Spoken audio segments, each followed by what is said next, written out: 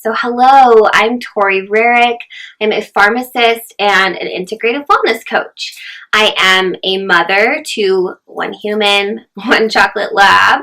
My son Rex is 2.5, so I'm learning to navigate extreme patience with a toddler, and mother energy is something that I utilize for myself and for parenting him.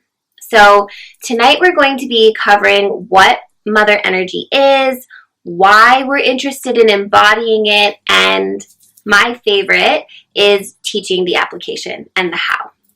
So to get to know the group, feel free to share your name, and yeah, totally, it's a journey, and your mother status. If you've come from my page, I'd love to know, holler at me, but I'd love to meet you and meet your littles. So yeah, honestly, I don't know what's beyond toddler, but right now, it's intense.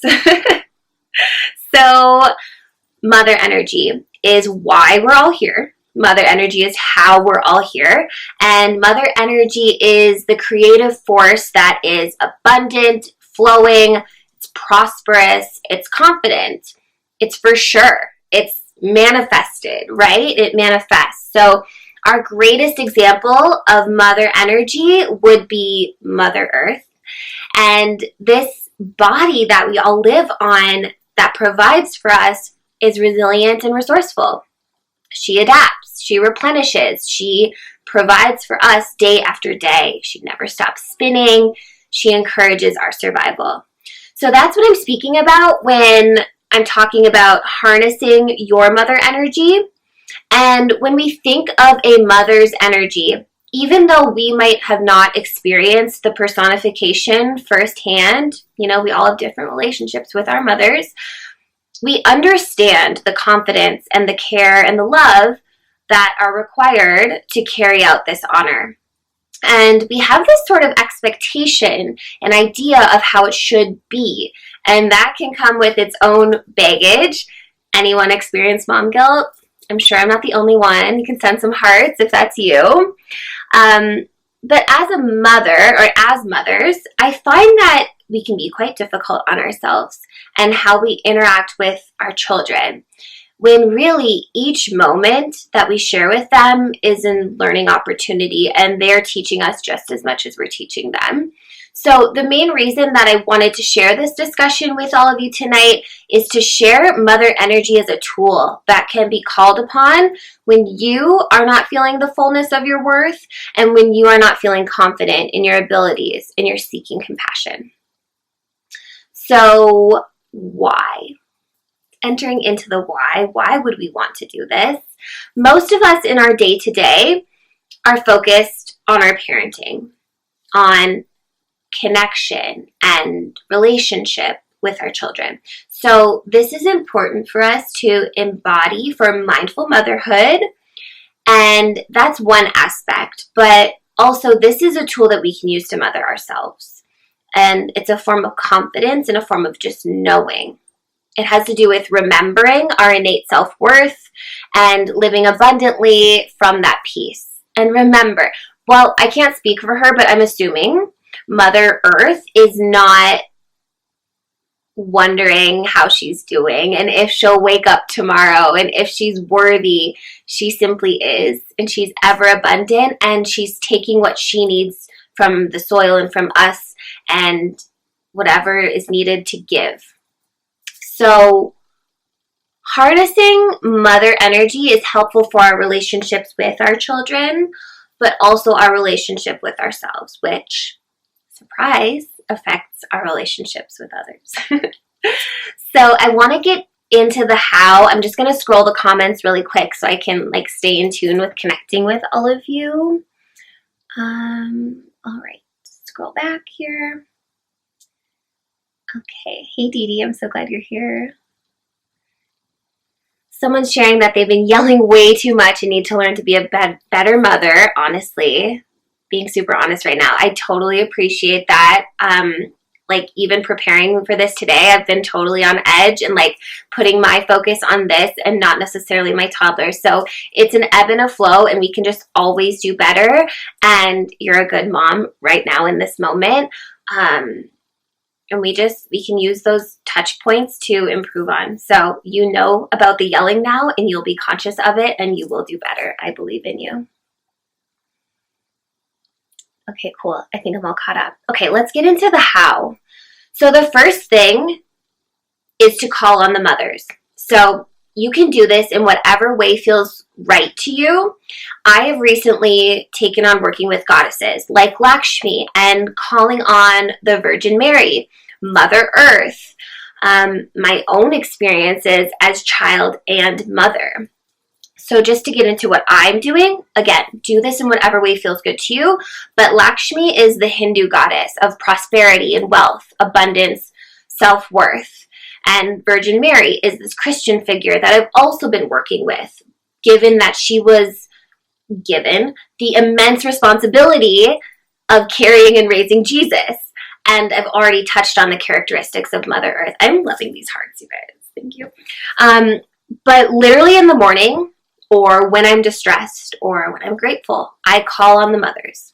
Mothers, thank you for this day. Mothers, help me navigate this situation. Mothers, show me how to do this. Just before I jumped on, I'm talking to the mothers because they are who brought me to this moment here. And when I'm talking about mothers, I'm also talking about God, infinite intelligence. I truly believe that there's part of us that is part of them, this infinite intelligence. So yes, I'm kind of giving the credit to these deities and these goddesses, but I know that I too am a part of them. So with Lakshmi specifically, I have been following a meditation every day on YouTube. I would be happy to share it with you if you DM me. And I just tune into what she symbolizes during those 8 minutes, usually nap time, and just completely and fully surrendering to what it feels like to be abundant and worthy, to do this live stream, to get that job, to be that mother. Like, what does that feel like?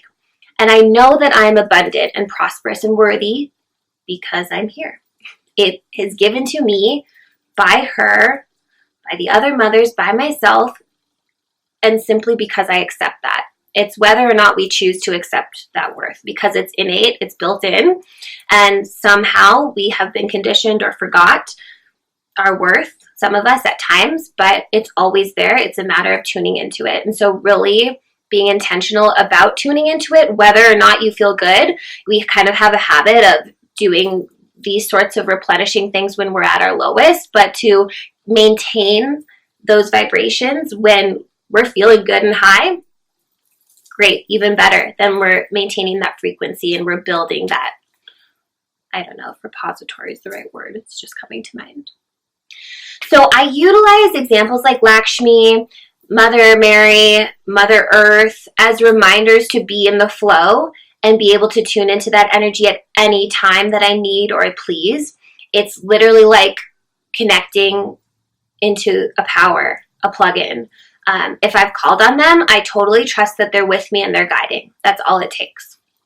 So mantras, which is also a term that I use interchangeably with, I forgot the word, affirmations. And it's a phrase, okay, so affirmations are a phrase of self-empowerment and mantras are a repeated word or sound. So I use them the same. So they're statements, and whether we're saying them in our heads or they're programmed into our subconscious or we speak them, it's this form of communication. And you're free to choose whatever mantras work for you and in whatever situation. You don't have to use the same one constantly. I recommend Louise Hay if you're searching for someone to pull a mantra from. But besides phoning a friend, calling on the mothers, I speak myself into confidence. So, during those tantrums, I remind myself that I can handle it with ease and love. And during my own doubts, I'm reminding myself that I am worthy because I am, whatever works for you. So the next application is, I love Louise Hay. The next application is taking a lesson from, the waters of Mother Earth and practicing flow. We can become really rigid as humans And especially if we're having a trying day with our children, we sort of default to what makes us comfortable, which might not be the most expansive experience for all of us, like both us and our children. So for example, saying no. And I know that it's almost automatic for me to tell my son no, when really, if I can open my heart space and open my mind and flow with what's given to me, the no has great potential to be a yes. It's like, if it's not a safety issue, I kind of check myself and I'm like, wait, sorry, dude. I meant to say yes. I was just being closed-minded, etc.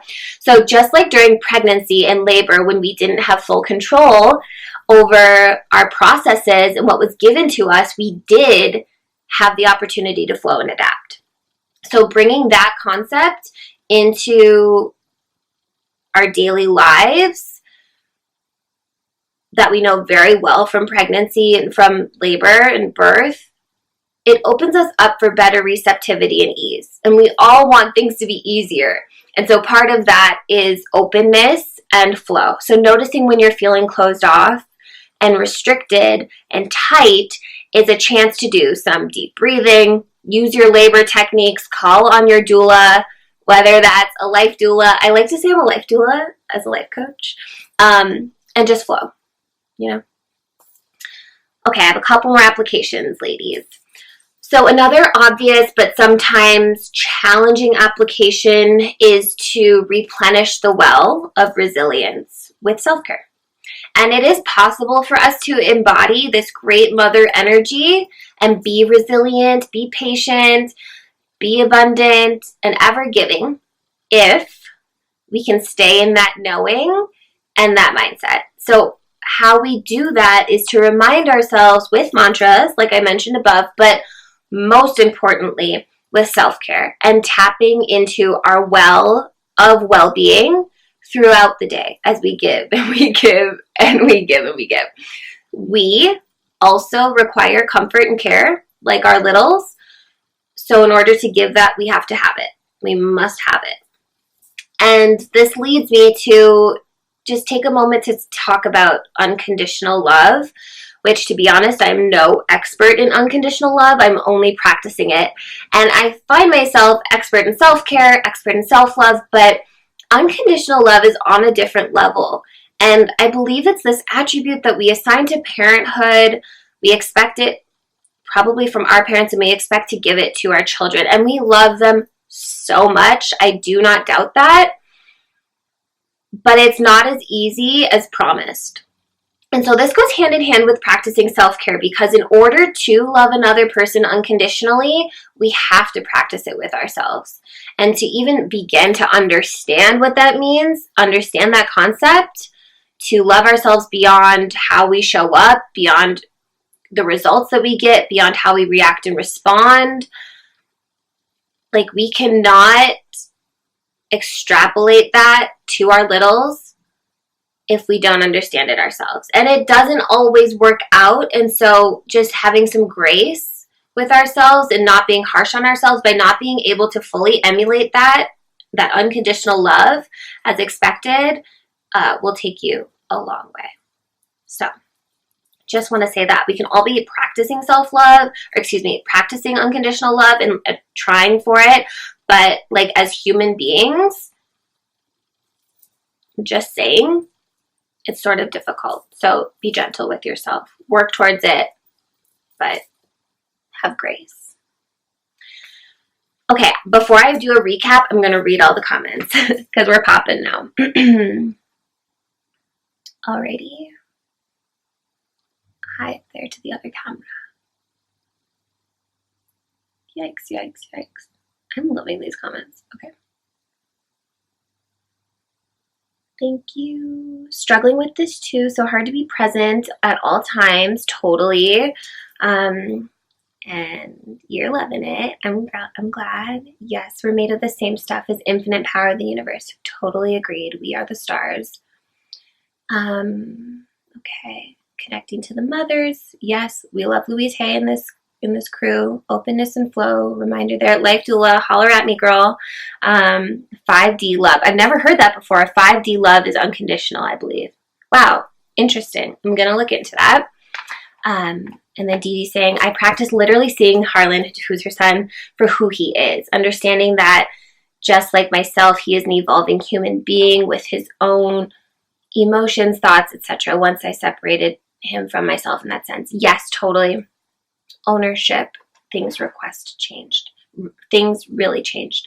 Yeah, and I love what you just said there, Dee Dee, about him being his own person. Like, I'm also the kind of person that fully believes my role was to bring him into this earth. Like, he is an independent entity. I don't know what his life purpose and agenda are. So for me to like not put any blocks in front of that, I think is best for everyone. Co-creative energy. Okay, so I'm going to recap a little bit.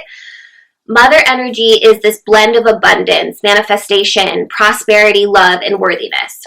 And this is an energy that we'd like to embody and tune into in order to mother mindfully and fully for our children, but also for our own inner child and maintaining our resilience. So some of the ways that we can do this is to literally call upon the mothers, utilize those mantras to build the confidence and belief, practice being in the flow, call on your life doula if you need, and above all, take care of yourself. Mind, body, spirit. Perform self-care relentlessly in order to continue giving your all to your children. So on that note, I'd like to share a free self-care workbook download with all of you. It's created to guide you through creating a self-care routine from start to finish. So there are 4 parts. The first is overcoming those excuses, that mom guilt, that taking the time for yourself. The second is creating a unique protocol and figuring out what truly lights you up. The third is how to implement that. And the fourth covers the advancement into integrating that self-care in such a way that it just flows in your daily life. So if you visit my Instagram and click the link, which my Instagram is @YourGuideTori, you'll be redirected to my website. You can just fill out the form and I'll pop that over to you.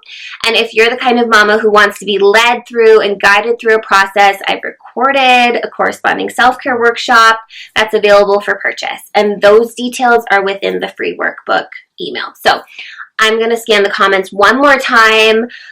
Please share what resonated with you tonight. If you're watching the replay, I'd love to hear. DM me @YourGuideTori if you have additional questions about mother energy and want to connect about it. I'm so happy to do that. And thank you, Lena, for this opportunity and receptive audience. I'm stoked to be here. All right. Yes. @YourGuideTori. I'll say that again so you can follow me. Thanks for sharing. Rough day on the mama front. Pour a glass. Sometimes you have to have wine, okay? Sometimes also mother energy is drinking wine. Okay.